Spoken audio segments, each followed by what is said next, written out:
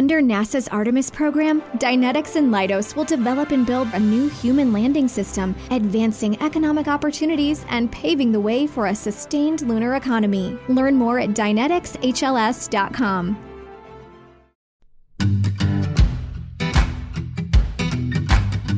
What is up, guys? I'm Dusty Grant, the host of the DG and Friends podcast. I'm excited to take this ride with you as I get to know interesting folks from all walks of life and pick their brains about their journey. I'd like to sincerely thank you for tuning in. DG and Friends starts now.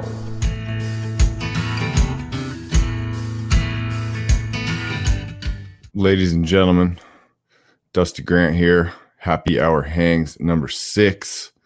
With my friend Jasmine Ensz, helping me in the biggest way make this not a sausage party. I started to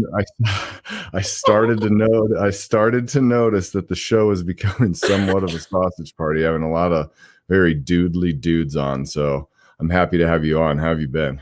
I've been pretty good. I will say that Bonna would probably say that it's debatable whether or not this is still a sausage party. She tells people that I'm the man in our relationship, so I mean, it's less sausagey than an official, like, real sausage party. You know what I mean? Right. without getting too literal. Yeah. So I know we didn't get a chance to talk much before this because we were kind of in a rush. I got off work, stopped and grabbed some beers, got home, came here. I'm broadcasting on a new platform today, learning new software and stuff. So here we are. I believe we are live online. I believe everyone can hear us. So once again, blown away that this is even working right now. Right. I mean, we're here for it. You know, it's fine. It's good. And here we go. Victoria is here. Welcome to the party. Shane Harper, welcome to the party. Matt Baller, welcome to the party. All the usual sickos in here. I love to see it. Yes. I love to see it. Fire away, guys, in the comments there. I am fancy now, so I can get people's comments up and make you famous here. I mean, Victoria's got that new hairdo going on. I see it in her picture. I like the hairdo pics for most people. But for me, it just takes me back to a time where I actually had hair and I could do different stuff. And now, I mean, if you can even see where we're at with my situation right now, it's not very long, but if I put the headphones back, wham, look at that. That's like wow. That's like Bruce Willis. Now, I'm probably giving everyone a scare that's watching live, but that's why you watch live, people, because you get to see all kinds of behind the scenes footage and you get to interact with the show and dictate the direction it goes. And judging by the folks that are in here, this is going to be a very exciting episode.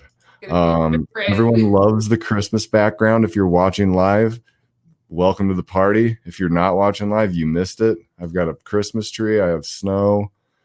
We've got Christmas trees in the comments already. We're in a festive mood today on the DG and Friends podcast. Well, so I'm kind of a Grinch. I don't like Christmas. I'm not a fan. At all. You're not a fan of Christmas, huh? No, I don't like Christmas. Well, so Bonna and I are attempting to change my feelings about Christmas. We're trying to do Christmassy things.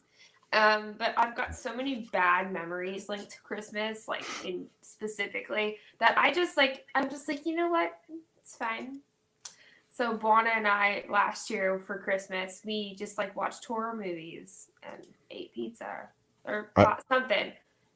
I don't think there's anything wrong with that. Sometimes for Thanksgiving, we don't necessarily just do turkeys.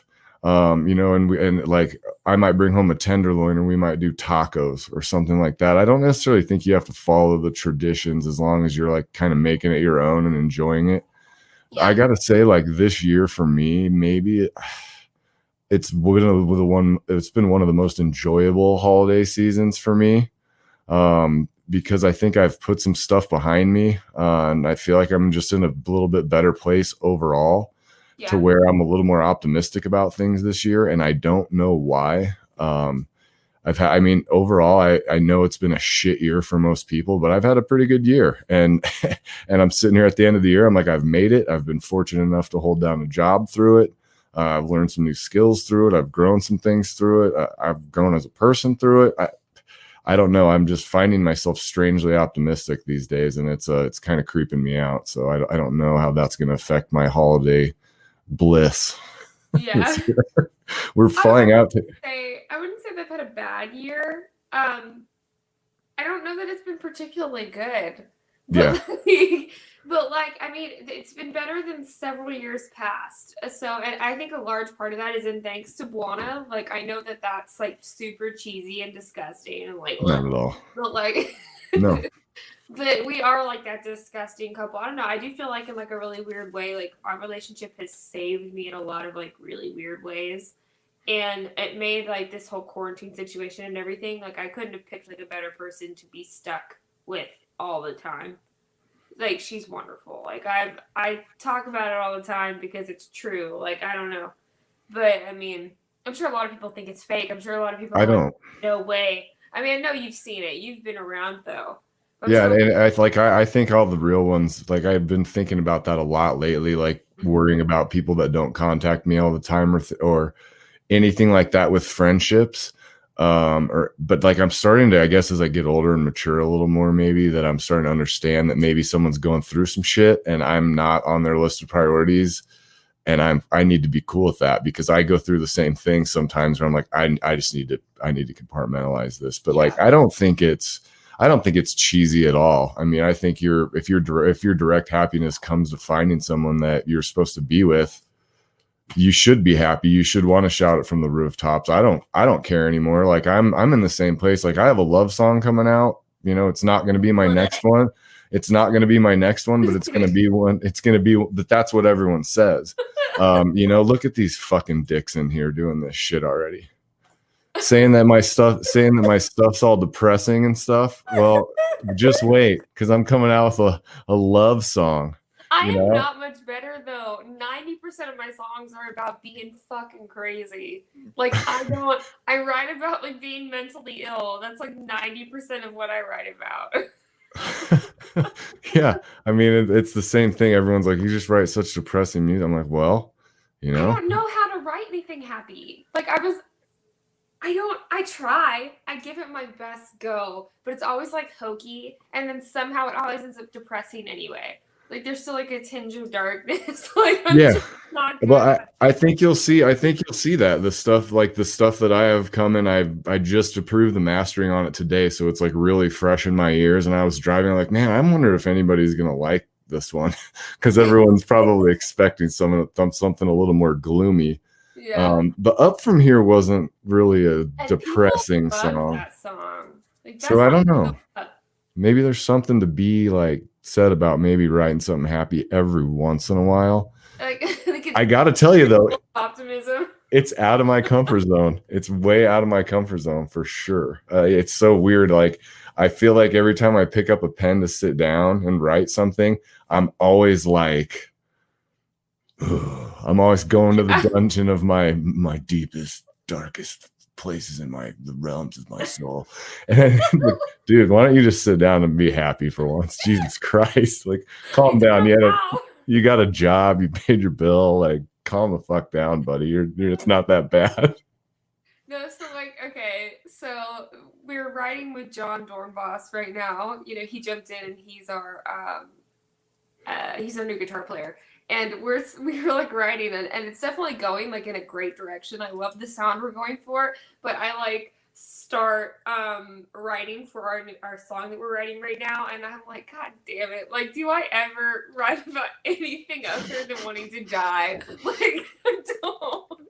I honestly don't feel that you should. And I think like as a writer, I've been there too, where I'm like, what should I write about? I don't think you should ever have to think about it. I think you should sit down and write what you feel and write the truth. And I think if you do that, no one can really fuck with you because you're like, I'm comfortable, right? I think you should do what makes you happy when you're creating your art. And I think everyone else that doesn't appreciate that can kiss my white ass. You know what I mean? Right. Yeah. I mean, it's just one of those things, like as it comes with experience and stuff. Like, I'm sure you're already there, you know, you've got a lot of experience, and you've got a lot of experience as a vocalist and everything. So you're probably, I know, as you get older and you develop your skills and everything, you decide to settle for things. And then when you stop settling for them, you're like, why was I settling for that? It's okay for me to be particular and picky about my project and do what I want. And I know I'm going down a wormhole, but that's kind of what we do on this show. That's what we do. White ass or white ass? Both. This is pretty much the comment section where people just insult me for an hour. Right. I mean, that's pretty much how shows are too, right? Like, Yeah. heckling constantly. Like, here, Jasmine, you want to come join me for an hour while people throw tomatoes at us? Yeah, Here we are. No. We're sitting here. We're gonna edit this and put it on. Things you hate. We're gonna edit this and put it on Spotify and beg people to listen to it. It should be great. Shut up and give me your money. Yeah, it should be great. All the sense of like all the pennies that you get from podcasting. I'm getting pretty rich from this stuff. This is like I think this is my, what is this? This is episode 6 of this show. So this is my 12th since I started doing podcasting. I've done 5 podcasts in the last 5 days. This is my fifth one. And like, I love it. It's fun. I've been getting into it, and I've had a chance to actually meet some really cool people. I went on a guy's podcast last night in Dallas, and Dallas is my largest streaming market on Spotify. I have no clue why or who's there, but a guy that I went on his podcast is actually one of the people in Dallas. He's like, I have a couple friends in Dallas. We jam your shit every once in a while. And I'm like, so I'm sitting here chatting with, it's like, what a small world it is. You know what I mean? And so now it's like, boom, make another connection in Dallas, meet another podcaster, meet a guy that's on Twitch that's got experience. And it was just, I've had an opportunity to meet like a really awesome group of people in the last 5 days. Just like, and here we are. You know, this is going to be my last one for Christmas. I'll probably I'm not going to be doing anything, but then when I get back, I've got like a Chicago radio man, and he's like a sports broadcaster, like voiceover guy. Like he's fucking hilarious, and he's going to come on. And it's just like, it's starting to snowball into this thing where it's like, we have the hangs. And then now I kind of have like the formal shows. Yeah. And people are telling me, like how you did when you contacted me about coming on, and we were talking about it, and you shared that review. Thank you. If you're out there, review the show, because it sincerely helps me.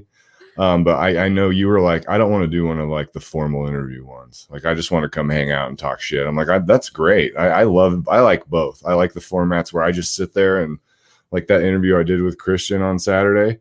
Yeah. I pretty much sat there and listened. That dude had a lot to say and was very candid. And I was like, sick. This is awesome. I'm learning a lot. And it was really rare to find somebody in the industry that's like willing to just.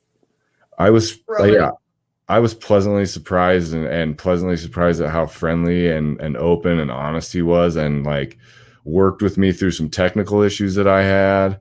And shout out to Derek Rellifer at Back Home Media for saving the day on that. But I was on the phone with him, like trying to get stuff set up, and then we were a half hour late, and I was like, don't get nervous, Dusty, don't get nervous. Like, and he just he was patient, stuck with me. He's like, I'm ready when you are, man. Don't worry about it. And it was like, all right, this dude's going to be human.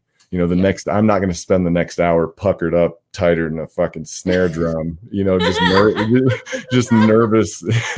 you know, just nervous because it's a guy that I have his CDs like 10 feet from me right now, you know? So, I mean, but I'm just going on a rant, but it's been 5 days, and it's been a really interesting 5 days. And I'm not feeling like I'm slowing down, and I'm honestly feeling like it's starting to help. I have a music marketing guy who's coming on from the UK, who's like a guy that I'm learning a bunch of shit from on my social media and marketing and all. And this guy's like a wizard with analytics and all this other stuff. And I just hit him up out of the blue, and he's like, yeah, I'd love to come on. So he's going to come on, and I was going to do some stuff and share some stuff that I know. But when he said yes, I'm like, I'm going to do you one better. I'm going to bring this guy on that I'm learning from, and we can all sit here and you can throw questions at me, and like, boom, wow, I'm actually using this platform to help people a little bit. Even if it's just through like the entertainment aspect of it. If I can't be out playing shows, I'm still here connecting and like these types of comments, you know, I'm getting a lot of interesting messages from people, and it's like people seem to have fun when they come on. People seem to have fun when they listen. It's not huge, but it's slowly growing. And yeah, here we are. It's pretty fucking awesome. It's really cheered me up through an injury and not being able to play out and all that. It's like, oh, this is something I can freaking lean on for sure. Yeah. So someday, yeah, you should come over and jam, and we should stream something. Yeah, well, so Juan and I have been like working on trying to figure out our place in this whole pandemic content thing. Yeah. I've backed off on social media quite a bit, and I started doing that like a couple of years ago, just because like I got really sick of being on my phone all the time. And because I'm bipolar, like if I'm constantly like disconnected from my real world, like my in real life world, like I get really disassociative, and like I kind of just like fade into the background. And I've got so many paranoias and things like that when I get like social media obsessed, I kind of lose myself, and I kind of lose track of my mental health in a way. Because it's really easy for me to just disconnect and stay like a little hermit. And like last winter, I spent like a ton of time in what my friends call my cave, which is like, it was my room and my bed, and I would just like hide myself. Is that where you were streaming from? You would just go on and like do like rants on Facebook, like Facebook Live. Is that where you were doing that from? Okay, cool. That was at the last place I lived. Yeah. So I was like in like a little cave area, and I wouldn't leave. I would just sit there and I would like watch anime and like, it's like watch YouTube and shit and let's play games, and I would just like, I wouldn't do anything else. And Buana would come over and I would just sit there, like, you know what I mean? I was lost. So I tried to just like take care of myself, and the more active on social media I am, I find the less healthy I feel mentally. So I've kind of like disconnected from that, other than like band stuff and the occasional meme. Right.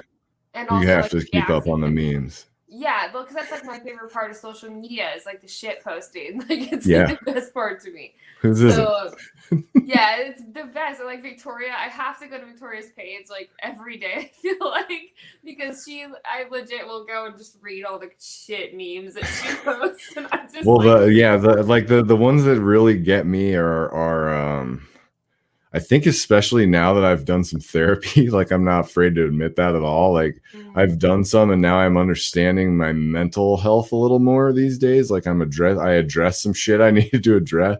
And now when I see those memes, like the mental health memes and the depressing memes and all that type of shit, they just connect with me on a whole nother level. And I'm like, I could send that to those guys, but they probably wouldn't get it. They probably just think I'm fucking crazy. I think it's hard though, because we are fucking crazy. Like, and I think taking that step to admit, like, hey, you know what, I'm fucking crazy, takes away that some of its power though, and that's what's so crazy about it. Is it's like I've spent years. I've been in therapy since I was 2 years old. That is ridiculous. Yeah. Like, granted, that wasn't 100% obviously my fault. My mom was like convinced that I had some type of mental health disorder when I was 2. I was a kid. I don't know. So I don't know. It's a little bit. Do you know what that means? I'm sorry to interrupt you, but do you know what this means? Or I have no idea. I'm thinking maybe we have someone in here from a far off land, and if you are here listening to the show, thank you so much for popping in. I was curious if you knew. I'm sorry to interrupt you. Go ahead. We're all fucking crazy. No, back to you, Jasmine. I don't speak whatever language that is, so I don't know. I figured maybe you did. I thought you spoke Cantonese. That's why I brought you on. This is a show about the different dialects of the Chinese language. You didn't know that? I thought you were a translator. I don't know. Yeah. Sorry, guys. No, you're good. Yeah, so I've been in therapy and like psychiatry since I was like little. And it's crazy because like I've always been very open about my health and like the things that are going on with me. I'm not shy like about that anyway.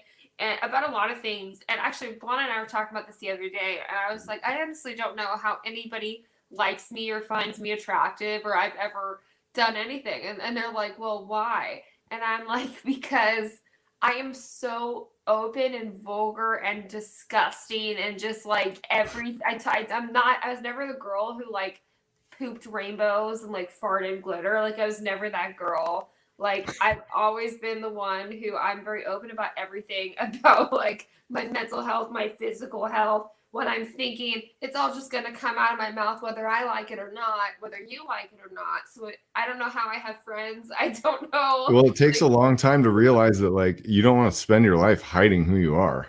No, I think that's a lot of it though. Like I don't necessarily think people intentionally do it, but like the experiences throughout your life determine how you act and like things you push down and the things you don't respond to and the way you don't establish boundaries for yourself because of the way you've been brought up or something that happened to you or whatever the case may be.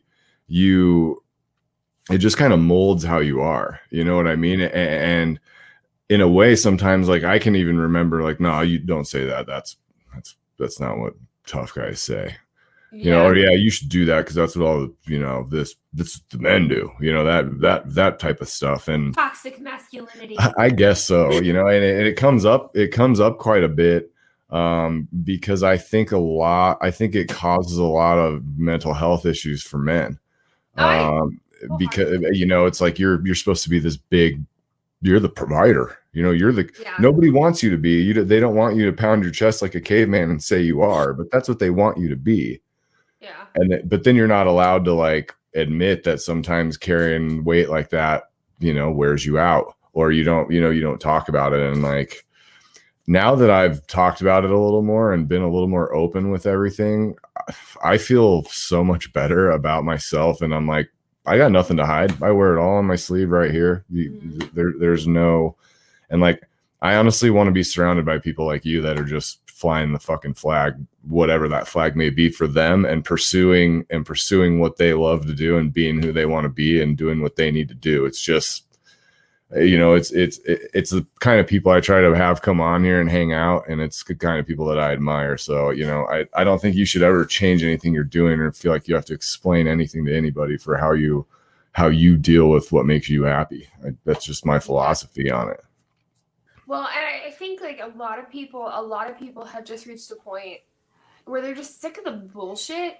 Like, I think we're all just sick of being fed lies all the time. And we're all sick of like feeling like we can't trust people and being paranoid because you don't know what somebody's thinking or you don't know what they're feeling. And I hate that. Like, I hate not knowing what people think, what they feel. Like, I can't stand it. If I'm looking at somebody wondering what's in their heads, I'm going to talk to them until I get them to tell me what's in their heads. Like, I will do it. I will be like, I'm going to dig in your brain, give it to me. I'll be patient about it, but I'm going to get it. And like, I don't mean to be that way, but like, it drives me nuts. I have to know what someone's thinking. And one of my worst fears is like feeling like my friends don't actually like me. So I have to have that like validation constantly. And it sucks because I know it makes you kind of feel like a burden, you know, like it feels like it makes me feel like I'm a burden for like you're completely, but I think you're completely manifesting that for yourself. I don't think anybody that knows you looks at you like that at all or thinks about it that way. Like I've been there too. I'm like, I bet no one wants to be around me. I'm such a gloom and doomy like sulking, like just not like, hey dude, maybe you should talk about your feelings. No, I want to pout and be over here. Be a grump and I want to be. No, man, like deal with your shit and move on. You know, that's something too. I think people get tired of that. You know, if you're just sitting around whining and you're not doing anything about it, I think it's different if it's like, hey, I'm not going to be on this for a couple days because I need a couple days to figure my shit out. Yeah. And if people can't respect that, then if you lose them as friends, see ya. Bye. I mean, I don't care. Have a nice day. You know, people are going to like this show if I'm happy. I should probably I'm going to go out and try to do something. I should pick up like a heroin addiction or something. You know what I mean? I should just get something like really heavy, like burden on my life, and people would probably like me again. Right. Oh my God, that's terrible. You mean like a back alley? Like, Oh, I think that would be a bad idea for everyone if that happened right there. Get some cocaine. Never Dude, tried it. legit, I haven't tried it, and I don't because I think I'd like it. Same. Think I would like it. I don't think I would stop. I think I would be on cocaine for years, and it would be like I'd end up on the streets because I'd be doing cocaine, and it'd be a bad time. So I just don't touch drugs. I have no interest in them, and I think that surprises a lot of people. Most people meet me and they think I'm on something. At the very least, people think I'm a pothead, which I'm not. I don't smoke pot because I have panic attacks when I smoke pot. Which is weird because it's usually the opposite. Like people usually like calm down and like it depends. It just depends. It does it for me. Right. I panic and I vomit. Like that's what happens. Like so when you talk about being bipolar, I've got my buddy Derek that comes on and does the happy hour hangs. He talks openly about it, and I've actually learned a lot about it from him. So are you do you find yourself more on like the manic side or like depressive side? So okay, and a lot of my favorite like podcasts that you've done were with Derek because I do identify with a lot of the things that he talks about for sure. There was like one time, I think it was like the second episodes where he talked about like a lot about mania and like what you go through when you're manic, and I was like, oh my God, like that's fucking terrible. Like I get it, and I understood that. It's really rare, I think, to find somebody like me and like him who is like has such a severe mental illness and is so open about it. But I'm bipolar type 2, so there's bipolar type 1 and there's bipolar type 2. Bipolar type 1 tends to be more manic anger highs. Bipolar type 2 tends to surround more around lows. So I have mania. I had it a lot more when I was younger and when I was living with my mom. So when I was in an abusive situation, I had mania pretty bad. But I didn't like mania. I didn't like feeling out of control. I don't like it. I'm very uncomfortable with not being in control of my reactions to things. So when I was manic and I was like, something would happen and bam, I was angry, or bam, I was so hyped that I was ready to like fuck shit up. You know what I mean? Yeah. I didn't like how I felt. I didn't like the down that comes after it. It's just not fun. And mania also leads to like, you can literally ruin your life. Like I've done it so many times where I've gone manic and I've ruined my life like completely. And it's terrible. And then you have to rebuild and you have to apologize for things that you didn't really mean. And you do things that like, it's like almost like a different person. That person doesn't feel like me. So at a very young age, I was like, I'm going to conquer this. So I haven't actually been manic, like truly manic. I've had like little like I have little like flicks of it, but I haven't been truly manic in probably like 5 years, which is a huge deal for someone with my history. My psychiatrist tells people that I'm one of her success cases. You know, it's one of those things that it's really sad that I'm a success case, honestly, because I don't think so. Mess. But I am. So what does that tell you about other people, though? It makes me sad. It makes me sad that like there are people out there, that the majority of people out there that suffer from this illness aren't able to hold jobs, aren't able to function really. And I fight really hard to not go off the deep end. And I've also like refused going to get disability because I'm mentally ill enough that I could probably end up on disability and not have to work and not have to do any of that stuff. But at the end of the day, like my psychiatrist and like my therapist and all the research I read say that like that's a bad idea because when you stop working and when you stop being out there doing things, like your mental health declines. So I like work really hard. It's really frustrating because I feel like I can't hold down a job for longer than a couple of years at the most, just because I get overwhelmed and I get tired. And working a 9 to 5, 5 days a week is really hard on me. Like I have serious insomnia. Like people don't realize the layers that come with severe mental health problems. So like bipolar, you generally speaking, you end up with like severe anxiety, insomnia, PTSD, like all of these things just layer on top of each other. Mm-hmm. So my diagnosis is huge. Like it's not. So like I have insomnia. I have chronic anxiety. I have Well, so let me ask you a question. So if I understand it correctly, okay, I guess I just don't know this. So like, is there like you either are or you aren't bipolar, or is there like you're kind of dipping your toe in the water bipolar, and then there's like heavily medicated bipolar? Is there different levels, or is it you kind of are or you aren't? So I mean, obviously there's different severities to the illness, but I would definitely say it's pretty much you either are or aren't. Because like some of this, like I guess the reason I asked that question to try and clarify is some of those symptoms that you're describing are things that I've myself felt definitely, so that makes me want, like, is it like, am I mildly? But I find myself, I think, more on the manic side of things. If I were to suffer from it fully, I mean, I think I'm a little bit manic about stuff sometimes, but I also hit the lows. But I never stop moving to the point where I want to be in isolation. Right. It might just fuck up my day, and I might be an asshole that day or something. You know what I mean? I don't have the extreme highs and lows. Difference for sure. So people don't realize, like, when it comes to diagnosing mental health problems, doctors have a specific list of things that have to happen. You have to meet a certain amount of qualifications to be classified in one of those things. But a lot of these mental illnesses have overlapping symptoms. So the difference becomes like, so for example, my mom is bipolar type 1 and I'm bipolar type 2. So we're technically very similar in diagnosis, but even that is different because my mom faces more severe highs than I do. So, and I experience more severe lows, but she also has more suicidal tendencies than I do, yada, yada, yada. So bipolar type 2 is kind of like a lower version of normal bipolar.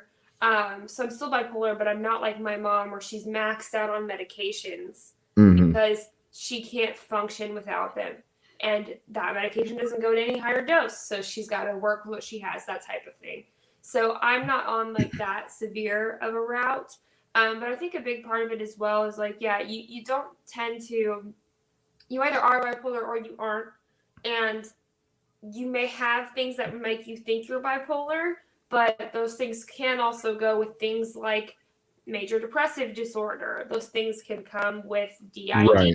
It can come with anxiety, anything. Yeah. Right. So you might have a few, you might have a few of those things from time to time, or you might feel like you might be riding the wave a little bit from time to time or whatever, but it's not like so I'm guessing when you're bipolar, it's just, it's to the extreme. Like it's the worst thing imaginable or the best day ever all the time.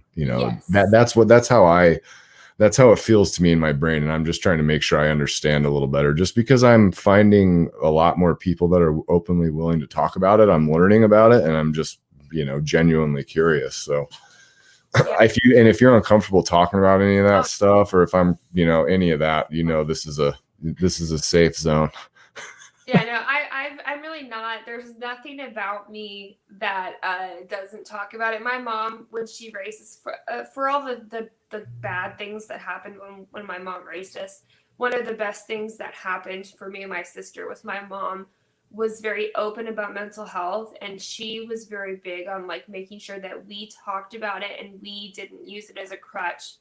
And we fought it and we raised awareness. That was something that she was very big on because, like, my grandma, rest in peace, she had multiple personality disorder.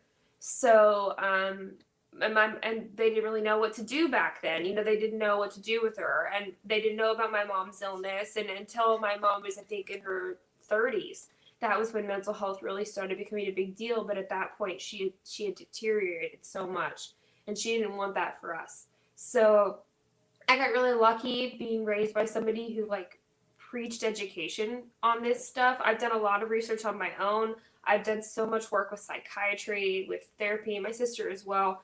And I think it's just like the other thing people don't realize is like coping skills are just as important as like the medication you're on. So people think that they can just take a medication and go to a psychiatrist and like, oh my God, it's better. But that's not true. It's just it's like ibuprofen. All it does is fight symptoms. It doesn't make it go away. Well, it's like I got advice yesterday from the guy that's doing physical therapy to try to bring me back from the dead with this neck shit that I'm dealing with. Yeah.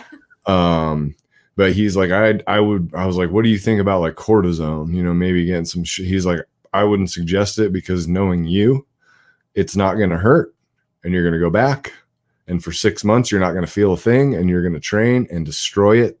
And then you're going to need surgery. He's like, or you could be patient and you could relax and do the exercises I'm giving you and do the physical therapy and feel back to normal and just go train again. But you know, he's like, you got to kick the can down the road with this thing. And you got to be a little bit more patient with it. And you have to treat the symptoms, but you can't like mask them. You know what I mean? No, for sure. Because you're going to blow up.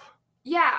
And people don't realize, like, I think one of the problems is people don't look at mental health as like a disease or an illness. They look at it as, well, that person has a problem. And I think something that like I've worked for years trying to raise awareness. I'm in a huge modification community and a bunch of us are mentally ill. And I've spent years on these online platforms, like preaching about mental health awareness and people understanding that this is the same thing as like your neck injury. Obviously it's not the same, but it's right. Like, it's the same. Like it's a trauma. It's something that's happening to your body because people don't realize. You can't control what's outside your home, but you can control what comes in. Because Clorox Disinfecting Wipes kill 99.9% of viruses and bacteria, including COVID-19 virus, when used as directed on hard, non-porous surfaces. So whether it's from dirty doorknobs, dirty shoes, or something else, outside germs won't stand a chance. When it counts, trust Clorox. Kill Pseudomonas, Salmonella, and influenza virus type A2. Kill SARS-CoV-2 on hard, non-porous surfaces. Use as directed. You know what this is? A commercial? Right, and you know what that means. Time for a snack? Wrong. I want you to do some heart-healthy exercise. Yes, you! Try some seated leg extensions right now. Just lift each leg up and extend it straight, one at a time, 6 to 8 times. I can do that. Yes, you can. Remember, every commercial is a chance to sneak in heart-healthy activity. Visit findexerciseanywhere.com and speak with your doctor to learn more about the risks of heart failure. Like, it's not like you're just crazy. It's not like there's like nothing happening that's causing these things. They're chemical imbalances in your brain. So it's an actual physical issue. Right. So it's just, but it comes out in personality traits. It's kind of like when somebody has a tumor and it starts causing them to have like weird personality traits that they wouldn't normally have because it's affecting their brain. It's so weird. Like you can compare it to this shit that I got going on. Mm-hmm. I feel numbness in my thumb and my pointer finger and my middle finger. Yeah. And I'm like, I think my elbow or like I tore my rotator cuff or something. He's like, nope, you have something. You have a disc back there and I can feel it and I'm going to adjust you and you need to get massage and I'm doing all the things I'm supposed to be doing and it's slowly getting better. Yeah. And quite honestly, what is this? Oh, it's black. What just happened? Something happened. Did you see that or did what? Yeah, or did I just stop talking? Black. I think the Big Brother's listening or something. It's a ghost. Maybe Big Brother's listening. And I was feeling good there. I was on a rant and I completely lost it. It's gone now. Thanks a lot, Big Brother. Maybe this is the time to pivot. We can. I mean, I know. I don't care at all. It's just it's treating the symptoms. I have to be patient, and I think with anything you have to be patient. Like I was basically, when I wasn't addressing the depression stuff that I was experiencing and the anxiety and the insomnia and the physical health. I mean, high blood pressure, cholesterol. I trained 5 days a week and I got high blood pressure. What the hell is that? It's stress and it's anxiety and it's all that. And it's just genetic. It's genetic. I'm tough. It's fine. Let's go. And you just keep training and you keep going and you just keep going and keep going. And then all of a sudden, like something happens and it's the straw that breaks the camel's back. Oh, and, yeah. Finally, I had friends that were close to me, and I know I've talked about this on other episodes, but like, hey, bro, maybe talk to someone or you okay? You kind of been getting your head caved in this month. Like, it's been a pretty shitty month, bro. No one would blame you if you wanted to, talk about it to somebody. And it's like, it took that though. And it took multiple people doing it because I'm good. No, I'm fine. And here you are, you're injured. Whether it's mental injury or physical injury, if you neglect listening to what your body is telling you, you are going to get injured. And that's just the way it is. Well, there's usually a reason that people feel certain ways. Maybe because your brain is part of your body, Chris. Oh, yes. Victoria understands. And, that's the thing. It's like, I feel like once I joined the music community, so I've always had a lot of friends with mental health disorders, but they've usually been at a distance. Like, I have really good friends all over the world that I met through this big modification community I was a part of. Like tattoos and piercings and like extreme body modifications and stuff like that. But those people aren't here with me. Like they're across the globe. So like I've got a really close friend that lives in Manitoba up in Canada. And then I've got like a really good friend that lives in Washington and et cetera, but they're not here. So I feel like once I joined the music community here, I really started to meet more people that I think understood better the mental health struggles that I was going through that are physically here.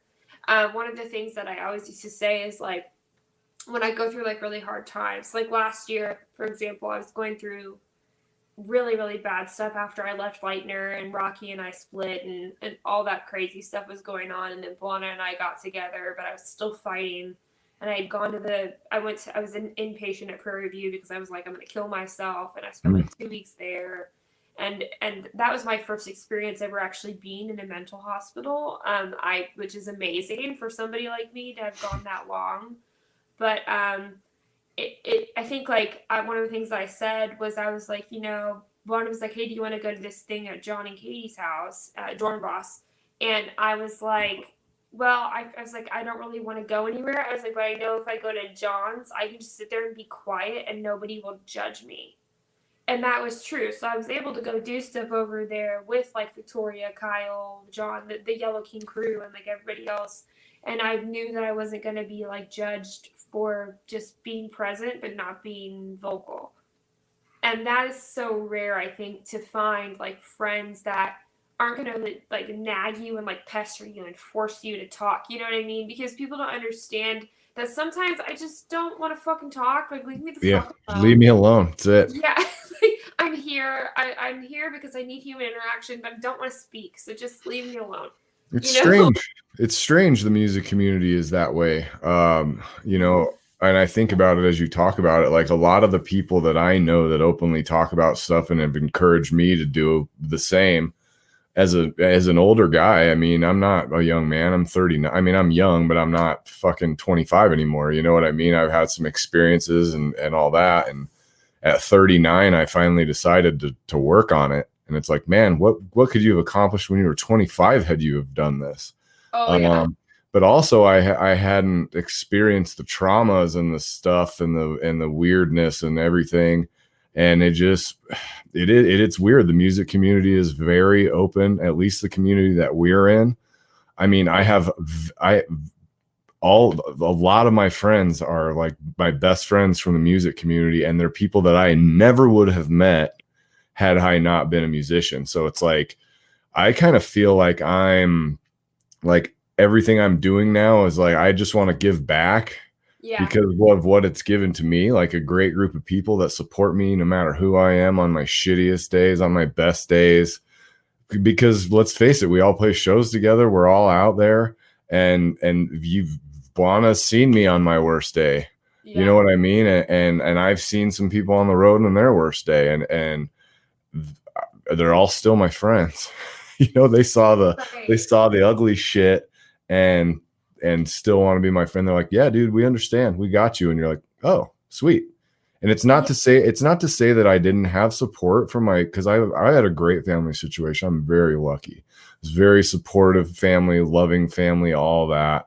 But still, I don't know what happened. My mom's like, you've always just been kind of just dark. You always gravitated towards the darkness. I don't know what you do. You always hung out with the kids and but I was still playing sports, and I still had like a whole nother group of friends. You know what I mean? So like now I'm just kind of leaning towards the music scene, and it's just been great to freaking meet people. I mean, me and you aren't sitting here if it's not for music. So Right. I mean, Well, and I was it's just thinking, awesome. yeah, I was thinking about this the other day, like the people. Yeah, I mean, look at all the people that have, like, look at the people in this room right now are all people from the music scene, like supporting us, doing what we're trying to do here. And then we'll get downloads after this. Like I'm finding with this streaming stuff, if I can pivot just for a second here, that a lot of times, you know, the viewers live, I might be like, oh, that was pretty good. But then I notice afterwards, a lot of people prefer to consume this type of content not in this environment. They just want to listen to it in their car. Yeah, at their leisure, like something to keep them in the zone, or something to put something in their ears, something positive or something fun or whatever, for sure. And I know, like when I was like catching up on all the episodes I had missed, like from you, like I was just like, I had an off night, like I wasn't at work, I was just at home chilling, and I was like, you know what, I just want some noise on. And then I started listening to it, and I was laughing, and I was like having a good time, and I was identifying with what you guys were talking about. It's been really cool. Like, and obviously, like sometimes people can't take time out of their lives to just be on live. Totally get it. Yeah, because people have lives. And I think like having multiple platforms and not relying totally on live streams is smart. I think it's a really smart business move for sure. Obviously, like it would be great to have a shit ton of people in here. Like that would be awesome. But I'm not sure. Like the weird thing on Twitch is, are you still with me? Yeah, I'm here. Okay, I just saw you freeze up. Sorry. But the weird thing I'm finding on Twitch is, like, as you ascend through the levels of Twitch, new features become available. Yeah. And I'm like, I just learned the other way. Like, I just learned how to use this shit. And now you're giving me more stuff that I feel like I need. And they're telling me, do this and you can raise your viewership. And I'm like, God dang, I just learned how to do this shit. Now y'all are making me learn some more shit. This is never ending. And like this show, this is the first podcast that I've done that I've actually like produced with pinning comments and doing all that. It's just learning on the fly here. But I'm finding that even the live episodes seem to translate to the like the Spotify episodes. Like I go back and I'm not even listening to the conversation. I'm just listening for audio quality, because I'm getting super nerdy on that now too. With when I get done with the podcast, I'm like 2 decibels of and like I'm gonna bring my intro in here and fly it in, and like just you're like pushing up your glasses and like super nerd alert. My wife comes down and I'm like editing wave files and like clipping and moving shit around, and it's like nobody is gonna notice that. I'm like, it's I'll like notice dark, it. and the only light is coming from like the screen on your computer.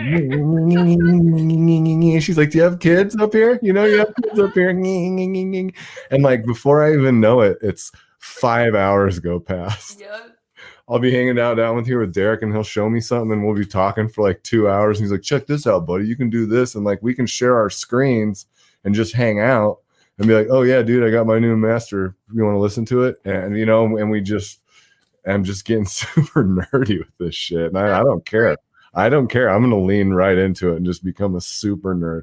I'm probably going to be like, I'm going to be even whiter than you saw me last time. A little thinner because I don't have any muscle because I'm thin, but I'm still like cagey. So cagey, a cagey veteran when you see me. Yeah. I might let this grow out and just have a receding thing going on. Maybe just go stash, be like, what's up, guys? Who wants some of this? Patch, like, right? Yeah. That guy's got what is that on that guy's head? It's a piece of dryer lint on the guy's forehead. Look at that thing. It's so bad. I was trying to move it around one day. Like I got this sweet haircut in Nicaragua from my wife's cousin, who's a barber. And he gave me like the sweet beard trim and like the fade and the line and everything. I'm like, damn, that's awesome. And like somehow he manipulated my hair to cover up for the huge void. And so like I was still thinking that I could have cool hair. And the next day after I'd already washed all the gel and shit out, I'm like moving it around. And Evelyn's like, I'm like, it's over. Razor.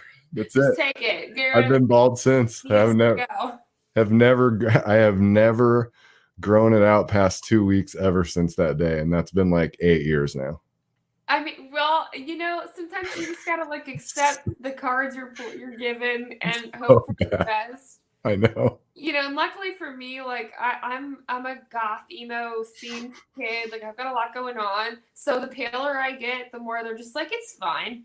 Yeah. Like she just looks more dark than she did before. Like she's more goth than she was before. But it's changed. Like since Juan and I both moved to third shift, it's been different. It's been very weird because I prefer nighttime anywhere, and like if I can like just like live in the nighttime, I would, like a little vampire goth kid. Like, yeah, I'd love it. It's my fave. I also love the sun though, so there's the struggle.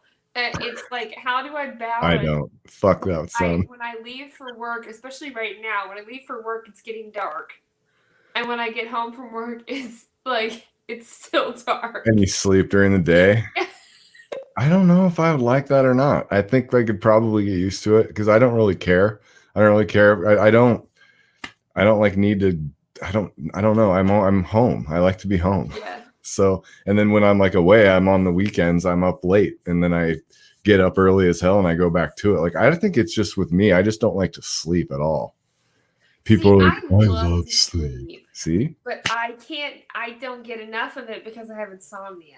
And that's the problem. That's cruel. Like, and maybe that's why I love sleep so much, because when I actually get it, I'm like stoked. Like, oh yeah. So I'll legit. I work 12-hour shifts at my job, and we were only supposed to work 3 days a week. Sometimes 4, like with a half shift or whatever, if we pick up overtime for whatever reason. And it's really like a struggle for me because right now we're so shorthanded because COVID just like went through our building. And since I work in a group home, like we're all just kind of like stuck in a tin can together, basically. Yeah. And it ripped through our building. So we're down to like 8 employees. So we're all working like 5 days a week right now, which at 12-hour shifts back to back to back is exhausting. So I already struggle with sleep. But then I get home at 6:30. It was like 7 in the morning usually. And then I need like 3-4 hours before I can actually sleep. But I have to be up by 4 p.m. to get ready for work. So I already have a limited window as it is, let alone with me needing all that time to get to sleep. So like it's been a struggle for sure. Like I'm just trying to like figure out, like I asked Bonnie yesterday. I was like, babe, actually what I said was babe, because like we both talk like little children when it's just the two of us. We don't really do it in front of people, but we got like the whole baby talk situation going on, which apparently is like a symptom for daddy issues. We went down a rabbit hole one night. We do that. But no, so I was talking to her and I was like, why is the one thing I'm really, really, really bad at sleeping? Like, of all things to suck at the most. I'm right there with you. Sleeping. My wife once, she's like, dude, I wonder how you get up at 5 a.m. and go to work every day. Like, and you work fucking 11-hour days and you do all your, she's like, I wonder how you do it. I'm like, I love to do it. I just love to do it. Here, Matt. I've honestly wondered so many times if you've got some like mania. Me? I don't think you're bipolar personally. You might be manic depressive, which is like less psycho, but still psycho. Less. Yeah, but it's not quite as much. But yeah, I've noticed with you, like you do have like a lot of like manic tendencies, and I'm just like, I wish I had a fraction of the energy he has. Like I'm full of energy. Matt's been talking shit on the stash, and I'm not sure why. Because it looks badass. Bring it on, Matt. I can produce my own show now. I can bring up screenshots. Come at me. So bad. Just tell me if that guy pulls up on you in your car, you're hiding the weed. I like, bad. You're definitely like, that's what Derek said. He's like, Derek's like, if you come at me with that stash, I'm hiding the weed. I'm minding my P's and Q's. Donuts, like appease you. Yeah, he's like that stash means business. And I can't say I disagree with them. I feel good about that stash. The stash itself isn't bad. It's the stash without the beard. That's I can tell you that the stash probably will never happen again because I'm fairly certain that my wife would divorce me on the spot. Because when I did that, like she came out and I was like, ha ha, ha ha ha ha ha, and she's like, no. And I'm like, ha ha.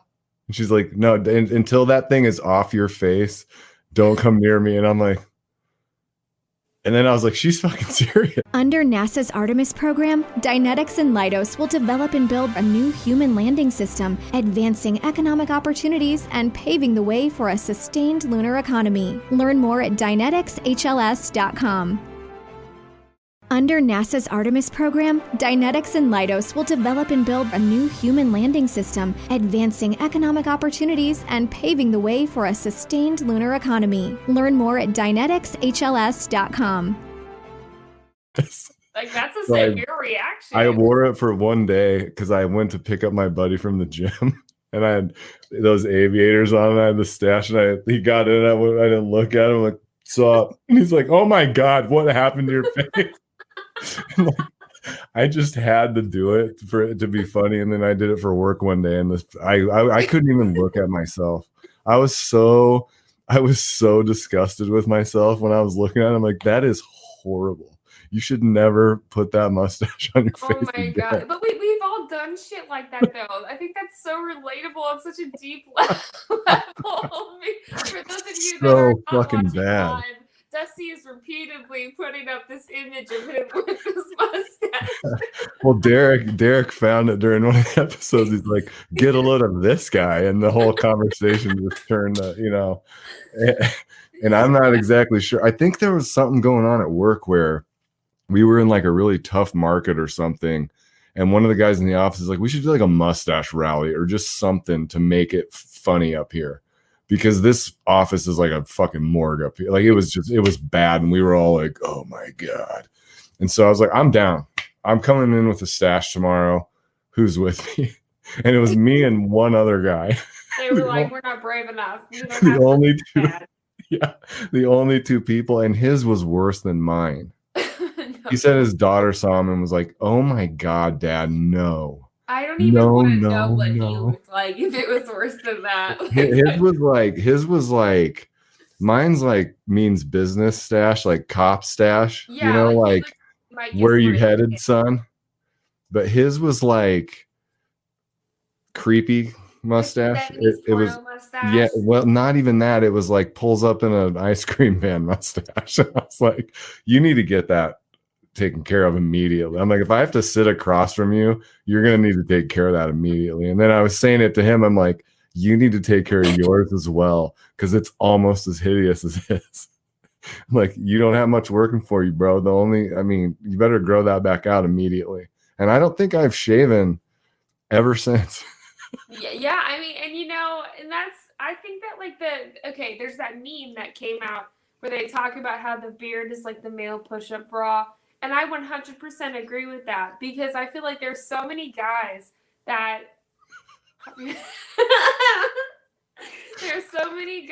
like look so much better with like a full beard. So I'm all about it. But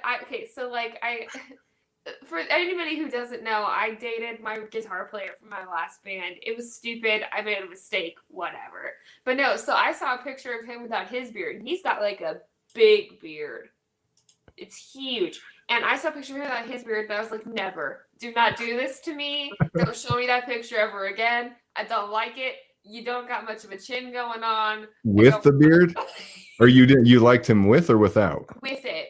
Oh yeah. I saw the picture and I was terrified. Like, I was like, don't do this to me. Like, you have a smaller chin than I do. Like, I don't want this. Well, I mean, I can only do so much with the genetics that I'm dealt. You know what I mean? I'm a ginger-ish.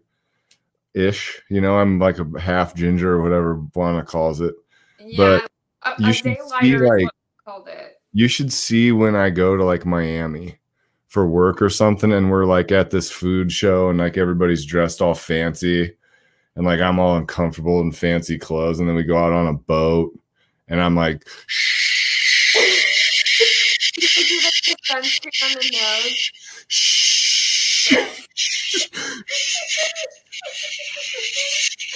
100 SPF. I mean, all day long, like every 5 minutes, I'm like, hey, can I get putting it on? Because if I get burned, it's over. My entire trip is ruined, and I probably stick out like a fucking beacon. They're all these like tan looking dudes with like suave haircuts and like hip swimming trunks on. Like, where's the beer? You've got like a farmer's tan, a farmer's burn. Like, where's we got a bunch of tattoos? I'm like, where's the beer, guys? I mean, that's pretty much all there is to it. I got to work with what I've got, because if I don't like to get sunburned, and I can't grow hair anymore, and it doesn't really bother me. I can't go in the sun, and I don't have hair. I mean, other than that, life is grand. Well, I think it's sad because like I burn. Okay, so I tan super easily, but if I'm not careful, I will turn into a lobster.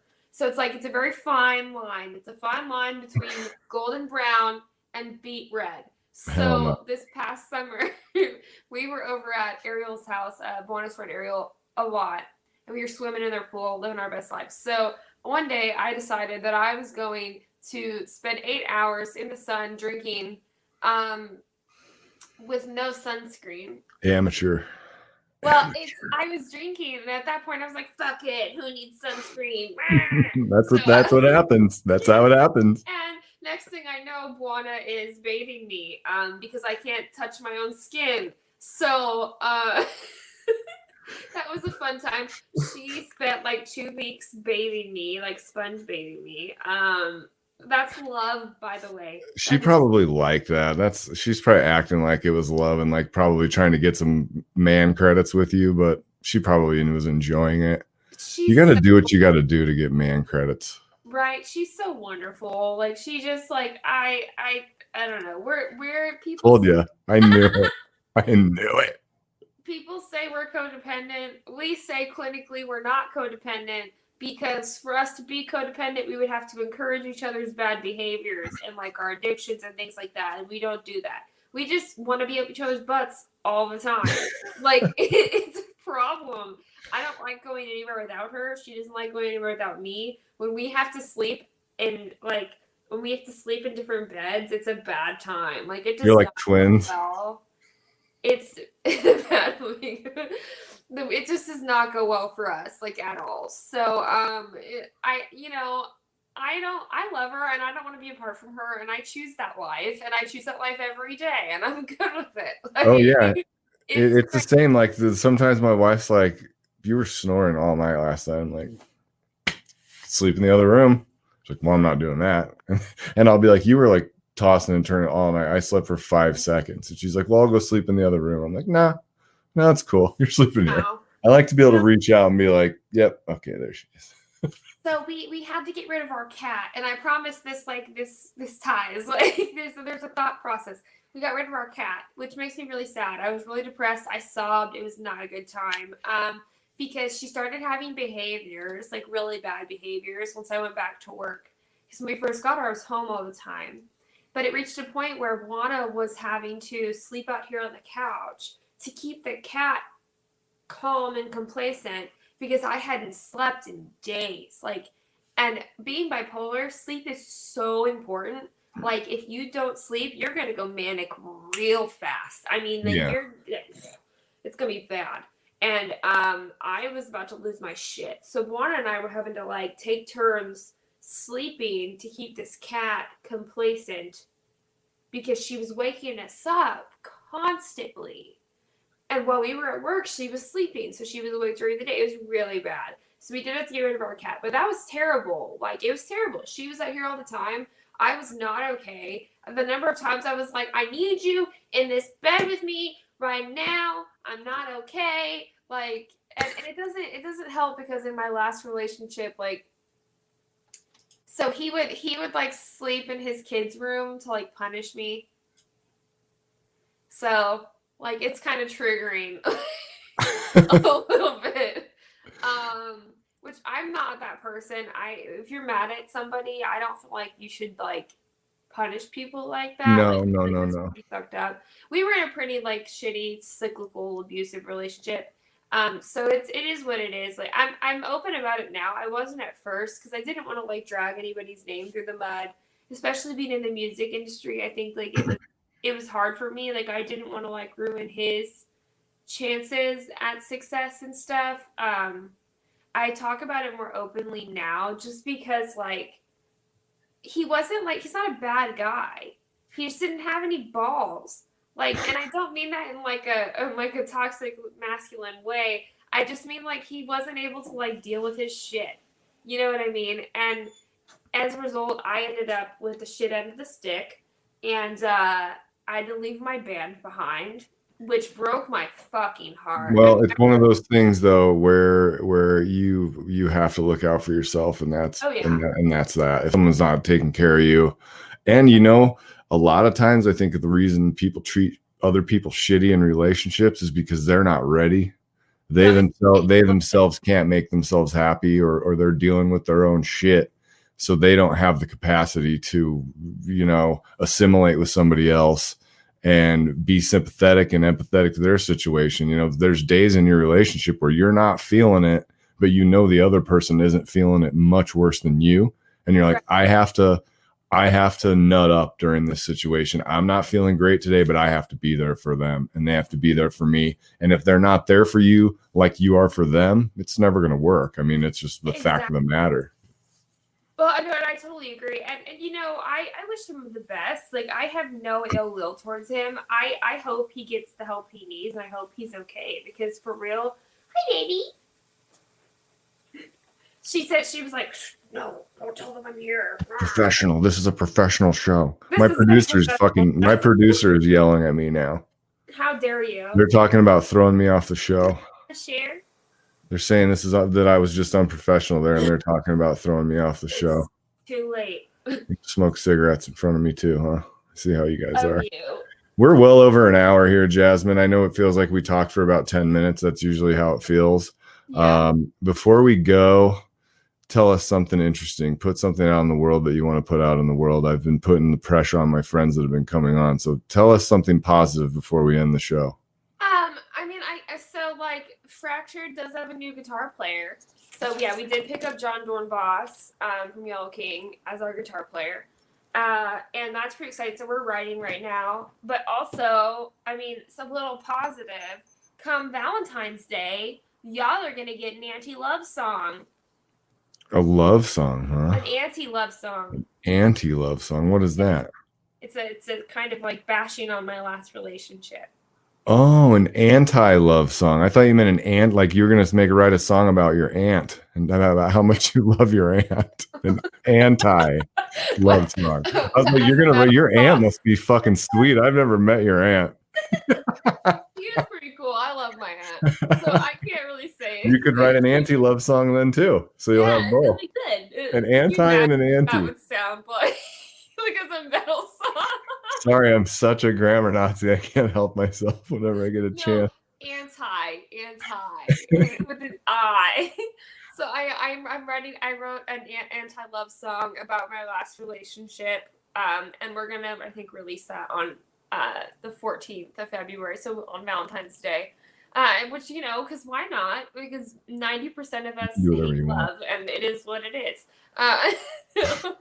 But no, so that's pretty dope. And we are writing new music. So the song we're releasing, we wrote with Alex, and it's recorded with Alex on it. It's not John, but we are writing new music. I'm really excited about where it's going. I mean, legit, when I left Leitner, I was so sad and torn apart, and I was really, really afraid for my music in the future. But honestly, I think it was one of the best things that ever happened to me in the long run, because I met Buana through that whole situation, and I fell in love with her, and then I got to meet you, and which I don't think you and I would have ever spoken or met had it not ended up with Buana, because we just don't travel in the same circles. But I met Buana and I fell in love with her, and all that stuff happened, and then I formed Fractvred, and it this band showed me, I feel what I wanted out of a band. Aaron is my drummer from Lightner, and he came with me, and we were talking about, like, one time we were like, oh, this is what practice is supposed to feel like. Like, it's supposed to be fun, like, and creative and, like, comfortable. Yeah, so like a collaboration. Yeah, and, like, just hanging out and, like, having a good time. So I think, like, it saved me in, like, a really big way, and I was able to write about things I wasn't able to write about in Lightner because of just, like, the content of the songs not being okay, because a lot of them were about That's not a good situation when you're trying to be creative. Yeah, exactly. So I'm really excited that we're writing with him. Like, things have gone in such an awesome direction already, and we've already pretty much written, finalized a song, and we've only done like 5 practices, 6 now. So I mean, that's a good sign. I feel like that we're vibing and things are going well. So I'm really excited about that. And I think we're just moving forward with all that. And yeah, and Buana and I are over here like living our best lives. And I don't know. I think things are good, you know, for the most part. I mean, that's probably like the best part of my life right now, though. Like, my job kind of sucks right now, which is a whole other can of worms. But it is what it is. Yeah, in that department. Yeah, well, and with COVID and everything, I think it's like awesome that I've got this like outlet, and I think like encouraging people to just like find something you love, something that helps you like release all this shit, practice self-care, do coping skills, things that help you move forward, and like that's one of my things. So I think like people need to find that and kind of, and that's what they need to do. Full circle. Jasmine, I think that's a great way to end the show. I think people need to be vibing with you, and I think people need to do what you told them to do. Where everyone should, whatever, if you're listening to the show, you should do what we tell you, because we're really smart and enlightened. Yeah, because I'm a professional. Yeah, we're professionals here. Jasmine, it was an awesome time to have you on the show. It's not lost on me the positive feedback that you gave me for doing the show. You encouraged me to keep going. So to have that and to have you on is awesome. You're always welcome if you want to come promote stuff or you just want to come chat. If you want to come on with me and Derek sometime, you should come on the happy hour hangs and we will just go for it. So just let me know. I think that would be really cool too, since like Derek and I have a lot of similar stories. I think it'd be cool to like get to like bounce off him a little bit. It would probably be fucking hilarious too, I'm sure. Probably. The stories, man. But yeah, so I'm down with whatever. Thank you for having me. Like, I this was awesome. It's cool to get to promote and like talk about things that normally I would just rant about on my Facebook Live to my friends. Like, yeah. So. But here you are now, and now you're getting it out there. It's a great platform for everybody. So I'm glad you came on. I'm gonna wrap it up. I'm gonna put some audio in my studio, and I'm going to edit some audio and get it uploaded to Spotify tonight. Jasmine, thank you so much. Happy Hour Hangs episode number 6 is a wrap. We will see you guys next time. I'm off this week for Christmas. Merry Christmas if you're listening. Next week, I'm back with Dan Levy, who is a radio guy. Happy Hanukkah. Happy holidays. If I offended you, tough. We will see you next time on DG and Friends. Happy Hour Hangs. Thank you so much, guys. Have a great rest of your day. All right, guys, that's a wrap on today's episode. Thank you for tuning in. Don't forget to follow and subscribe to the show on your podcast platform of choice to be notified of new episodes, and leave a positive review if you dig what you're hearing. Guys, I would love to hear from you on social media. Let's get connected at DustyGrant57 on all platforms. All right, y'all, that's it for now. See you next time on DG and Friends.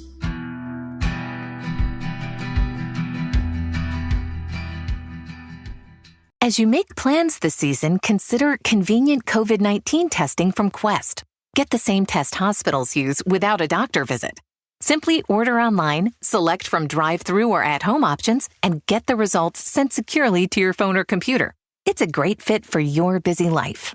With over 20 million COVID-19 tests processed, you can count on Quest. So order your test today at questcovid19.com. That's questcovid19.com. You know what this is? A commercial? Right, and you know what that means. Time for a snack? Wrong. I want you to do some heart-healthy exercise. Yes, you! Try some seated leg extensions right now. Just lift each leg up and extend it straight, one at a time, 6 to 8 times. I can do that. Yes, you can. Remember, every commercial is a chance to sneak in heart-healthy activity. Visit findexerciseanywhere.com and speak with your doctor to learn more about the risks of heart failure.